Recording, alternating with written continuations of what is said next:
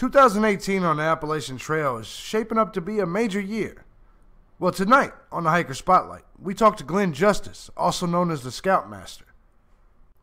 After years of being a district attorney and now currently running a Boy Scout troop, Glenn Justis gets the opportunity to step out on the Appalachian Trail to complete a dream of his, and that's to thru-hike the Appalachian Trail. Glenn has been hiking since his early youth. Glenn will step out onto the Appalachian Trail with the full blessings of his wife and his 17-year-old son. And if there ever was a person that's part of the 2018 class that I would put my money on to see Katahdin, it is Glenn Justis. So join me here today as we get a chance to sit and speak with Glenn Justis. We'll talk about his past. We'll talk about his career. We'll talk about his future. Most of all, we'll talk about the Appalachian Trail. So tonight on the Hiker Spotlight, we got the Scoutmaster himself, Glenn Justis. This is Teardrop, and welcome to New to the Wild.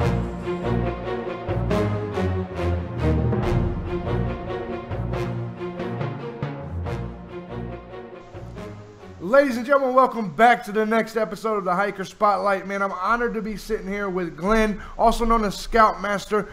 You'll see him this year on the Appalachian Trail. Today we get to sit down and talk to him. I want to first and foremost say thank you for taking the time on this Saturday to sit down and talk to me, Glenn.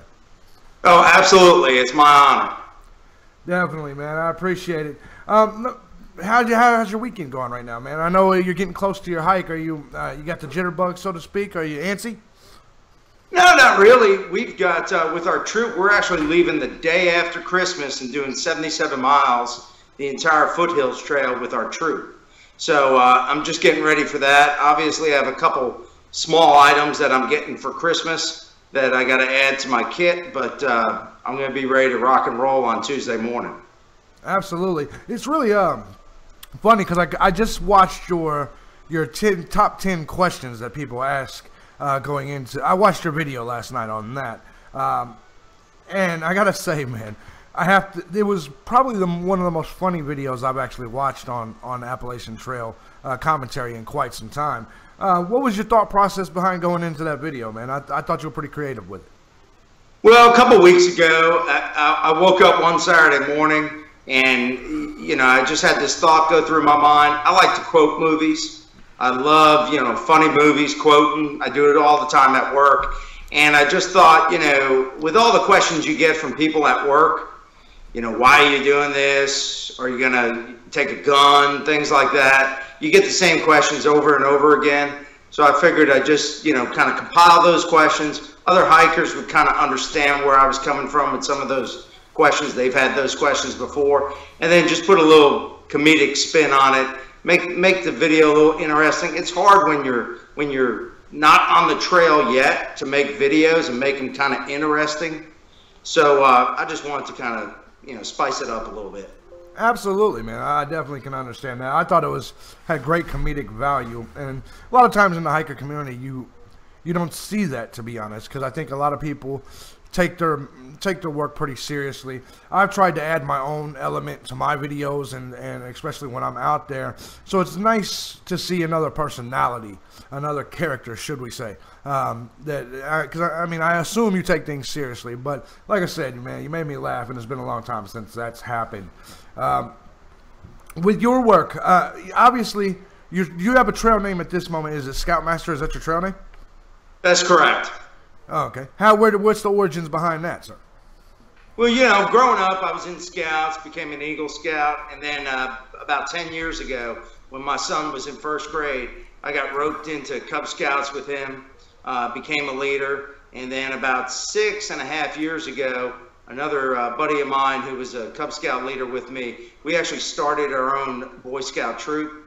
Most of the troops around the area weren't doing a whole lot of high adventure stuff, and we wanted to kind of raise the level a little bit, so we started a troop from scratch, and for the last 6.5 years, I've been Scoutmaster of that troop, so that's kind of where the name comes from. And really, that's kind of the inspiration behind my hiking, too. It all came back, started hiking more when we got involved with the Scouts. I appreciate that kind of work, man. I honestly do, because I wish, looking back when I was a child, that I would have had the opportunity to join the Scouts and get out there in the wilderness. And so I've even wanted to take my children out there and give them that experience. So, I mean, I appreciate the work that you're doing with that. Let me ask you, how long you been hiking? In general. Obviously, as a kid, I did some with the Scouts, and then we started back, when these guys got to be in about 4th grade, we started doing some longer hikes with them as the Cub Scouts. So I'd say for about the last 8 years or so, and it's picked up the last few years because these guys that we started to troop with, they're all like 16, 17 years old now. So now they can out-hike me. So it's made me have to raise my game a little bit. Definitely, I understand.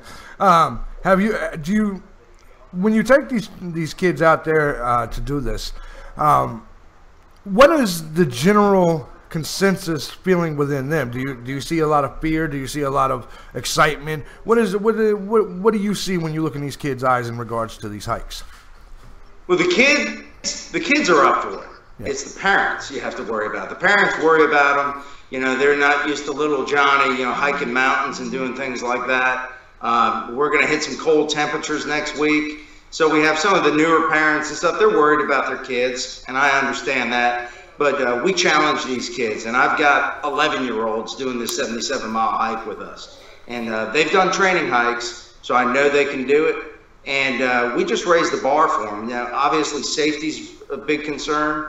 And what we do, we take all the training, wilderness first aid training, things like that, so that we're prepared. But, that's the Boy Scout motto, be prepared. But we're trying to prepare these kids for challenges in their life.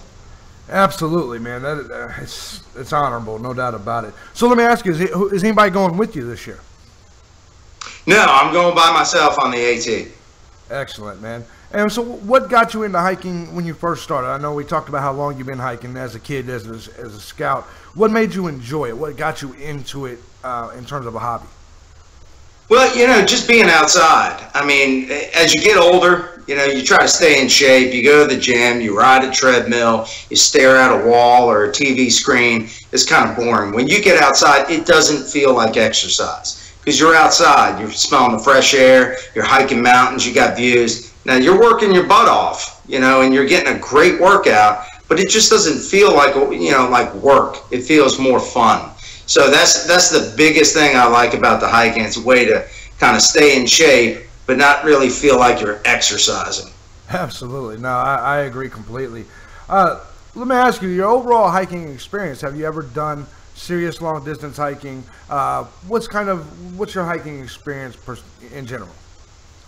Well, the longest I've done is a week at a time, done that multiple times. Right. So this will definitely be, a big challenge, but I kind of break it down. I kind of look at it like weekly hikes, with a town stop in between. So it's just, a weekly hike, but I'm doing it 20, 30 times.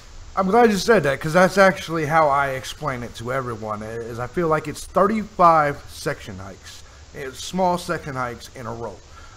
And so if you look at it kind of as, okay, like for instance, when you start, don't think about anything beyond Neal's Gap. This is Springer to Neal's Gap, section 1, but that's it. You know what I mean? And it's kind of some advice I give a lot of the people that are out there, because one of the big mistakes I made in my beginnings out here is I looked at the big picture. All I had on my mind the entire time was Katahdin this, Katahdin that. And I think that's what's contributed to my not making it at times, is because when you do that, when you have a bad day, what happens is, let's say you have a bad day and you're 100 miles in. Mm-hmm. The realization that you still got 2,100 more to go, yeah, it's disheartening. Does that make sense? Oh, absolutely. And that's something with the Scouts. I'm dealing with kids that are 11 years old up to 18. I mean, you got these 11-year-olds. You have to do that. We focus one day at a time, because if they try to look at the big picture, they quit. Yeah. Can't do that. And that's where I've got a little bit of experience. This will be the first time I get to hike at my pace and not have to worry about everyone else's pace. So it's going to be interesting, but you got to break it down. It's like, how do you eat an elephant? One bite at a time. Exactly, man. And it gives you an opportunity to really, in my opinion, to appreciate and enjoy each individual section. Like, if you're only looking at, let's say, Springer to Neal's Gap, then what you're going to do is you're going to be willing to take that little side trail to Laurel Creek Falls or whatever it's called right there by Three Forks. Because what you're doing is you're just looking for the gems that you're going to find in each individual section, if that makes sense. And to me, that compartmentalization of it makes it more enjoyable, and it gives you something to check off at the end of the day. So, right. Absolutely. Now, this year, have you been out there much this year? Have you done any hikes this year in preparation for the Appalachian Trail? Oh, absolutely. We've been doing hikes throughout the fall. Our troop, while I'm hiking the Appalachian Trail, the rest of the troop in April, I believe it is, during spring break, they're actually flying out to the Grand Canyon, and they're going to be hiking up and down the Grand Canyon. So it's a huge trip. We're taking like 30 scouts on that trip, and of course we did it once before a few years ago. Took a smaller group, and I led that group. This time I'm going to let some of my other leaders kind of take that group and do that while I'm hiking the AT. So we've been training with them, trying to get them ready for that also. So I've done some hikes. Obviously we're about 6 hours from the Smokies, which is kind of the closest, probably the closest area to the AT from where I live. Yeah. So I've been there a couple times, but you know, we're in the low country here near Charleston. It's flat, and that's a problem. But yeah, you know, you do what you can. No, I definitely agree. So are they going to do rim to rim out there, or what? That's pretty. Yeah, we've got the older kids are going to do a rim to rim to rim, starting on the south, go down all the way up the north, back down, and back up the south. Then we have a mid-level. They're probably the 13, 14-year-olds. They're doing down the south rim, camp out, and back up the south rim. And then for any beginners, they're going to be camping up at top and just doing little day hikes in and out. Man, I envy them, man, because I've been to the Grand Canyon, you know, just for fun. And I'll tell you, now that this was before I became a hiker. So now when I look back at that and I look at that land, that area, the idea of hiking it now is amazing to me. Like, I can't wait till I get a chance to go do the rim to rim. So cool. And it's so much different inside the canyon, you know, when you're hiking it than standing on top. It's a totally different perspective. Yeah, and that's got to be cool, man. And I'm actually envious. I'm giddy thinking about it, honestly. All right, now, so you've been hiking. Let me ask you something. Do you have a favorite hiking moment, something that stands out in your mind that made you say, this is kind of one of the coolest things. This is why I love this hobby? Yeah, absolutely. Back, I guess it was late 2012, my dad had passed away, and like 5 months later, my mom passed away. She had bladder cancer. And we were thinking about doing a 50-mile hike the next Christmas. And we're preparing for that. And the troop decided we saw an article in Boys Life magazine. 2 Eagle Scouts had hiked the Appalachian Trail, thru-hiked it, and they did it in honor of a former scout buddy of theirs that had died of cancer. So that kind of got us thinking. We wanted to kind of do a hike for a cause.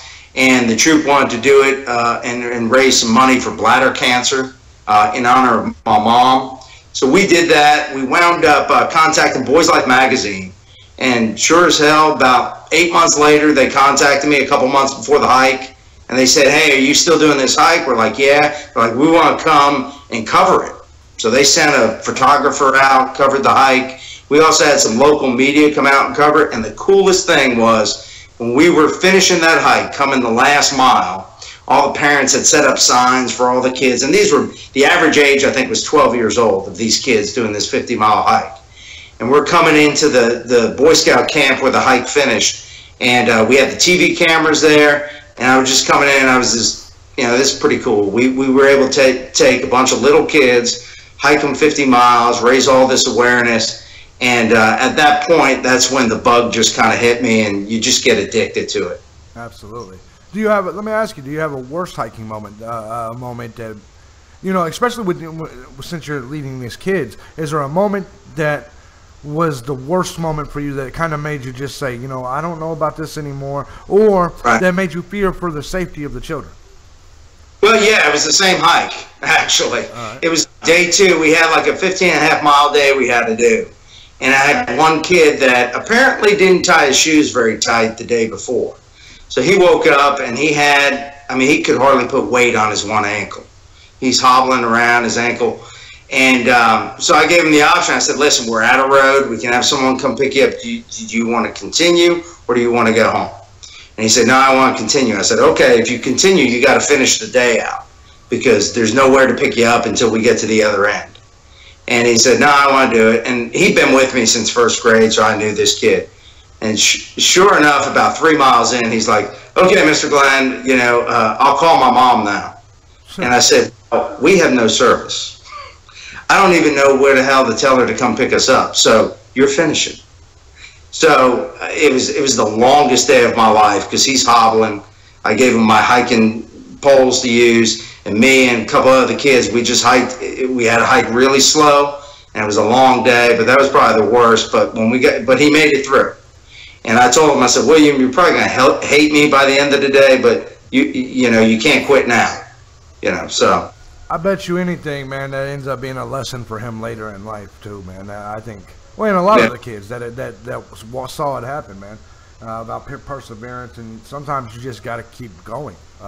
Unfortunately, in life, sometimes you just got to keep going. Right. Let me ask you, man, this hike's coming up. So with this hike coming up, we talked about some of your favorite moments from the past. I'd like to ask you, man, what are you most excited about when it comes to the Appalachian Trail? Most excited, just the day-to-day. Just being, away from work, away from just, the rat race. Right. Clear my head, just get out with nature. I mean, it's going to be cold, it's going to be wet, it's going to suck, all that stuff. But just embracing that and being able to just, enjoy and live in the moment. This will be the first time. Probably since I was a kid, I got 4 to 6 months with nothing to do but just walk. That's my goal. Absolutely, man. Do you have any towns or landmarks well, let's start with landmarks. Is there any landmarks you're looking forward to? I know most people say McAfee Knob, things like that. What is in your head? What are you looking forward to in terms of landmarks? Getting to Fontana Dam. Number one, my wife's going to come see me then. But gotta love the conjugals. Go ahead. Oh yeah, you gotta do what you gotta do. Yeah. But and then just getting ready to hit the Smokies, and go through the Smokies. I've done some hiking there and stuff, and just looking at the Smokies, to me that's the first real huge hurdle that I'm gonna face psychologically for me, and so I'm really looking forward to the Smokies. The Smokies are great, man. Once you get up into the Smokies, that first 11 miles up to Molly's Ridge, once you get up there, it kind of, I'm not going to say you're not going to climb no more because that's not true, but it pretty much you're ridge walking the majority of the way after that. So the Smokies can be hectic because there's so many different changes of weather a lot of times there. Last time I was there, I had 90-degree weather, then it turned into a snowstorm, 8 inches of snow, then it turned into rain. So it was pretty crazy. Let's see here. Can you hear me all right? Yeah. Oh, okay. I was curious because you were shaking your head and your lips were moving, and I was like, "What is he saying? Something?" But no.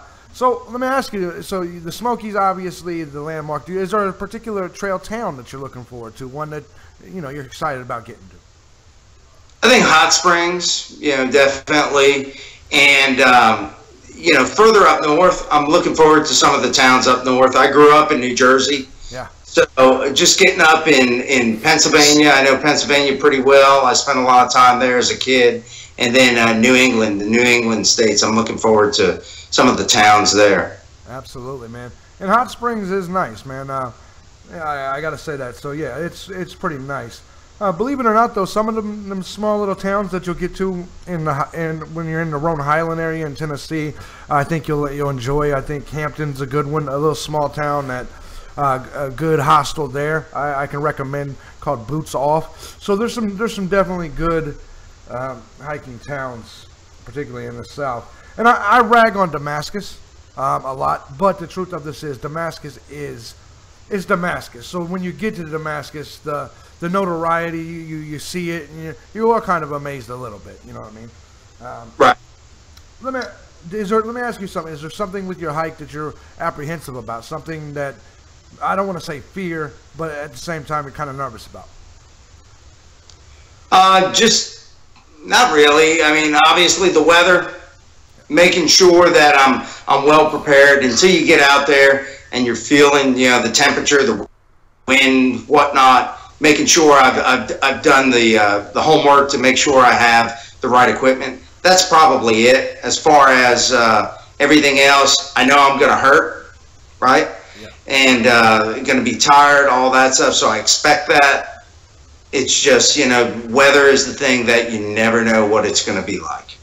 Absolutely, man. And it sounds like you've got a pretty good experience going in, a pretty good amount of experience. A lot of the people that go and try these through hikes, but you'd be surprised, and you'll notice it when you're out there, how big of a percentage of these people are that's never actually hiked or never done any long distance hiking or never even done a week like yourself.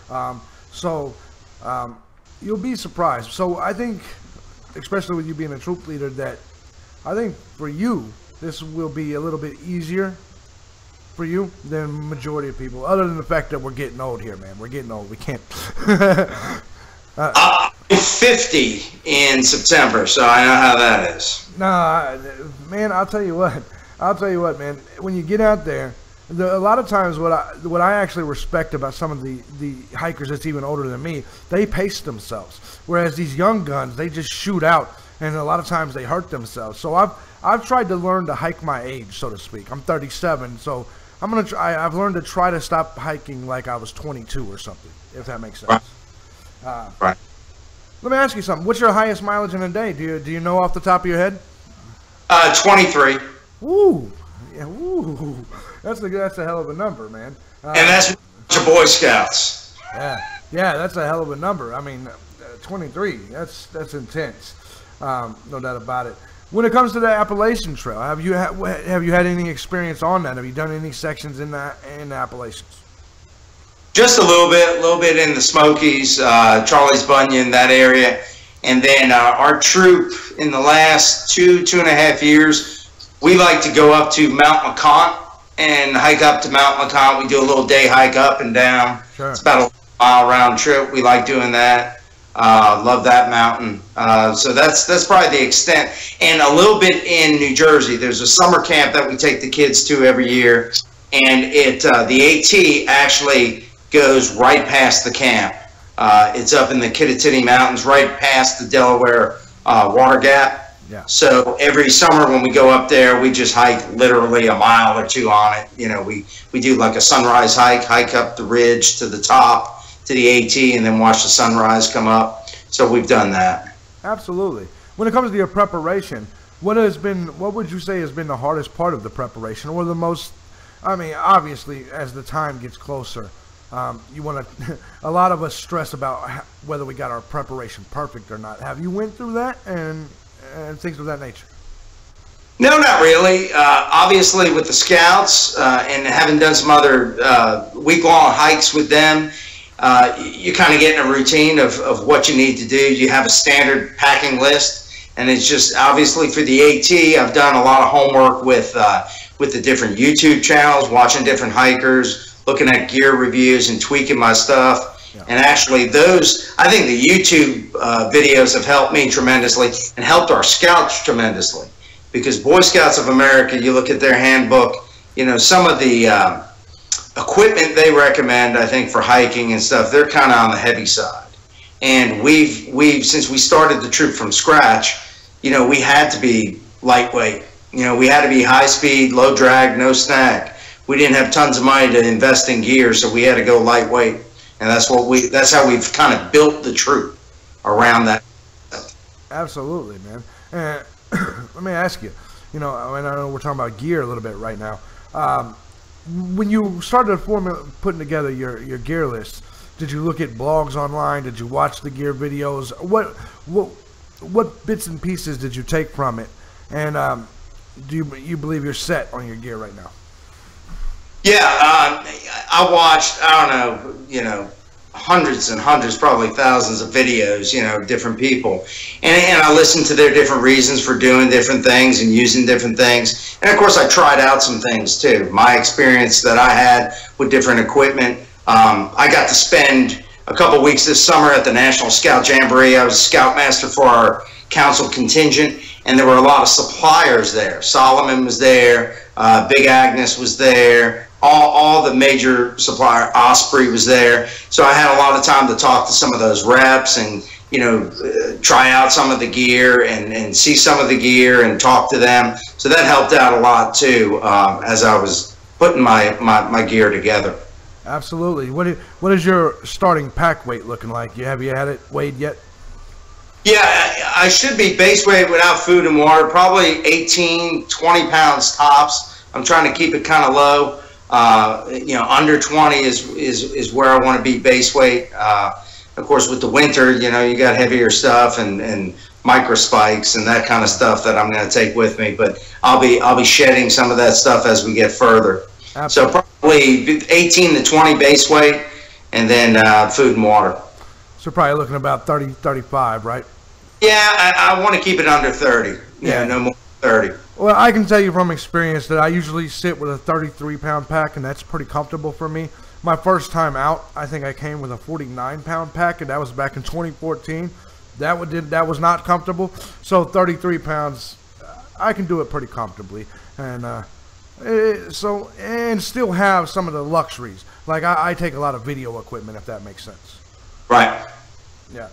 So obviously we've talked about the trail towns, we've talked about the gear, we've talked about everything. What I kind of like to dip into a little bit is kind of home life a little bit. What I mean by that is, how is everyone inside your home, inside of your family, taking the fact that dad or husband is going to be gone for 6 months? Well, fortunately, I have a great wife and a great kid. I've been married, it'll be 27 years in September. And we dated for 3 years when we were in college. So she's known me for almost 30 years. She's put up with me for that long. And my son, he turns 17 the Saturday before I leave. That's why I'm not leaving till the 30th. He turns 17 on the 27th. So he's old enough. He's a junior in high school. I felt like this was the time to do it. I don't want to miss his senior year. And after that, he wants to go away to college somewhere out of the Southeast. So I wanted mom to have somebody at home to help her with stuff. Huh. And he's just a great kid. I only had one kid because, I couldn't have gotten a better kid if I had another one. So I stopped while I was ahead. So they're very, very supportive. And I'm just really the luckiest guy on the face of the earth to have such a supportive family and to, let me go do this, Sounds to me like you got an amazing family, man. And that's a lot of times that could be exactly what pushes you all the way to Katahdin, is if you have that support system. But at the same time, for a lot of hikers, in my opinion, it could be, if you don't have it or the support's not fully there, it could also become detrimental and be the killer of a man's hike. You know what I mean? Or a woman's hike, however you want to put it. So I think if they're supportive of you, then man, that's great to go. Are they excited about? Because obviously, for a man to go want to walk 2,200 miles, it's got to be a dream or some part of a dream for that man. Are they excited for you and what you yourself get to experience? Oh, absolutely they are. And like I said, my son, when I told him I was going to do it and I was going to do it this year, his first comment was, well, I guess I'm going to have to go hike the Appalachian Trail sometime. Just because there's a competition there. He wants to do everything Dad does. Sure. And I'm, he'll be in school, obviously, but I'm going to, hopefully, if things work out, timing works out, I'd like to be able to fly him up. I've got some friends in Massachusetts that have agreed to, say, hey, fly him to me. We'll bring him to you. And hopefully he'll get to hike the 100-mile wilderness and summit Katahdin with me. That last, 115 miles or so. Absolutely. Now, you say you're a big movie guy, man. You're a movie, but you like movies, man. Let me ask you, what's your favorite movie? Probably Office Space is probably one of my favorite movies, and Christmas Vacation, they're probably my two favorite. I'm pretty much a comedy type guy. And, some dramas I like, but mostly if I go to the movies, I want to see something that's going to make me laugh, right? So I'm a big Seinfeld fan, so my son and I mean, we go back and forth. We quote movies and Seinfeld all the time. I think I annoy the people at work, with all the comments, but that's all part of having fun. Absolutely. Now, something I do with a lot of people I interview, as I ask them to tell the audience one thing about yourself that maybe they do not know if they're subscribed to your channel, that you haven't told them there, and that may surprise them about you, if you would. Yeah, sure. Probably for people that don't know me personally, it might surprise them to know that I am actually a district attorney. That's what I do. I'm a criminal prosecutor and my last name is Justis. So that's kind of appropriate. But I've been doing it for about 10 years. Here in South Carolina, they call them solicitors. Right. It's the same thing as a district attorney. So fortunately, I work for a really good guy, a district attorney, who I actually went to college with. We went to the Citadel. Got to give a shout out to my alma mater, class of '90, Tango Company. But yeah, we met in college. He became the elected solicitor. I was finishing law school. I had, done a separate career before that, went back to school, went to law school. So, and I think that's why I'm involved with Scouts a lot too, because, I deal with a lot of kids that get in trouble. I see them in court, and the big thing is they just don't have that support system. And it's tough. It's tough to see kids that, they're pleading guilty to crimes and no one's there with them, other than their lawyer. So my attitude is, if I could work with these kids when they're young, give them something positive to do, I'm not going to have to deal with them in court. So that's my... 2 interviews ago, I talked to a man by the name of Randy. He's also going to be an 18er. He was a parole and probation officer. Now I'm talking to a DA, and anyone that knows my history knows that that's some funny stuff. But no, the thing about it is, when I'm talking to you guys, I respect everything about your guys' work, your work as a DA, his work as a parole officer.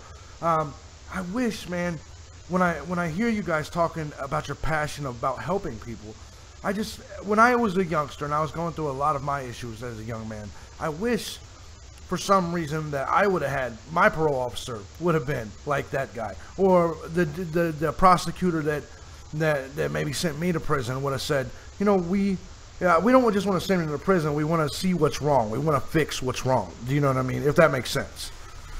Oh, absolutely. I would say of all the people I deal with, 80% of them don't need to be in prison.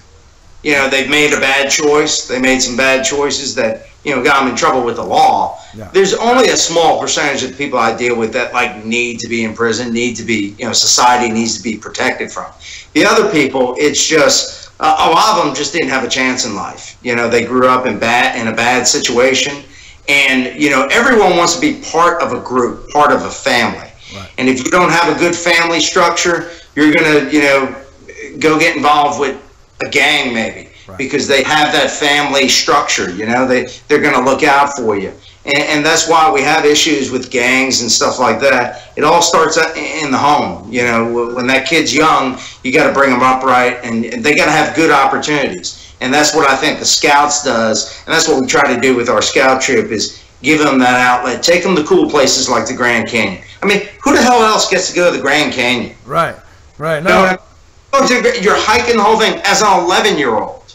I mean, that's some pretty cool stuff. Absolutely, you're right. And I think a big portion of the issues that we see is we have, and I hate to take this direction for just a second, but I need to. I think we have a lot of fatherless homes in America, honestly, and I think that single parent household, regardless of whether it is a woman or whether it is a man, I think leads to a lot of situations where men or young children, you're right, they do fall into that trap and join gangs or do whatever it takes to fit in. And that is where the legal system, people like yourself and Randy, very much so appreciated when you come in and kind of almost play that father figure to kind of straighten some people out. You know what I mean? Because I think some of us do deserve it. When I went to prison, I deserved it, and as a 37-year-old man, I admit that. You know what I mean? It was a battery on officer, and I was drunk and was being a tough guy and decided I was gonna attack this officer because we got into it, and ultimately, back then, of course I cried police brutality. Now as a grown man, I look back and I say, no, that was just me being a drunk idiot. You know, if that makes sense. And so, whether I deserved prison or not, I think I did. And so I understand why I was sent, if that makes sense. Yeah, absolutely. Absolutely.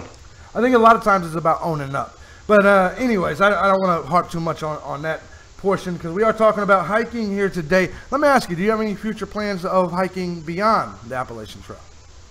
You know, I don't know. Maybe. Who knows? You know, I'm fortunate. My boss has given me a leave of absence, so you know he's going to let me come back at the end of the trail. And you know, I tell people, I joke around. I said, well, maybe I won't want to come back. Who knows what I'll do? I'm just keeping my options open. I mean, I plan on going back to my job, but you know, you never know how the trail is going to change and what kind of spark it's going to set off in you. So, you know, I'm just willing to accept whatever the trail gives me. Absolutely. So when it comes to social media and YouTube, I mean, obviously you have a YouTube channel. If you would, why don't you tell the audience, if they want to follow you on your journey, where they can either follow you or contact you, where they can stay in touch with you, man. If you'd let them know, I'll put the links in the description box as well. Absolutely. It's Scoutmaster on the AT. That's my YouTube page. And that's also my name on Instagram. I plan on, you know, posting pictures to Instagram while I'm hiking. And then, of course, the YouTube page, I'm going to have daily videos. I will upload them as often as I can whenever I have service. But I plan on doing the videos, kind of daily videos, try to keep them 10, 15 minutes, you know, just a little something, keep an update, you know, for family, friends, and whoever else wants to follow along.